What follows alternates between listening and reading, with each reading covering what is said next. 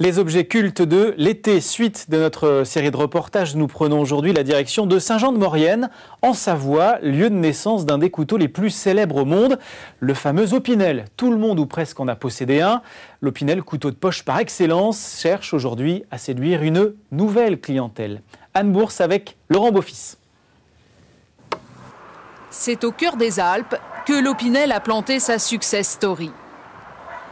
Ce couteau de poche, outil indispensable pour les randonnées à traverser les siècles. Dans le massif de la Chartreuse, ce couple de marcheurs redescend du col du Granier.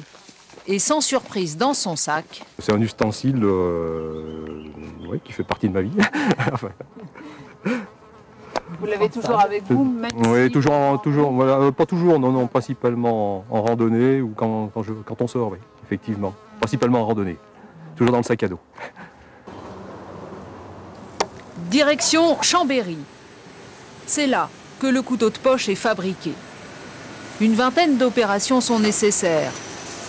Un produit made in France, le bois des manches par exemple arrive directement du Jura.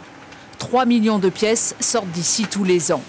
Une PME 100% familiale. Maurice Opinel, 83 ans, petit-fils du fondateur, vient encore chaque matin à l'usine. Ce nom, devenu une marque, souffre peu de la contrefaçon. Il a été protégé très tôt. Dans les années 50-60, nous avons pris des dispositions pour protéger vraiment à l'échelon mondial la marque Opinel. L'aventure avait commencé avec Joseph Opinel. Ce taillandier inventa le couteau de poche en 1890. Son ergonomie, sa taille en font très vite un outil indispensable pour les paysans des Alpes. Un succès qui va traverser les frontières. Aujourd'hui, le couteau part à la conquête de la cuisine pour séduire une nouvelle clientèle. Il faut avoir une longueur d'avance. Je sais que lorsqu'on a sorti les coloris, par exemple, dans la coutellerie, c'était quelque chose d'assez nouveau sur le bois.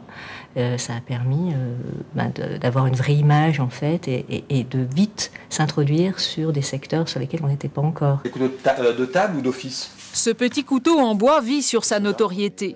Il est dans le dictionnaire depuis 1989, dans tous les livres d'objets design et trône au musée d'art moderne de New York.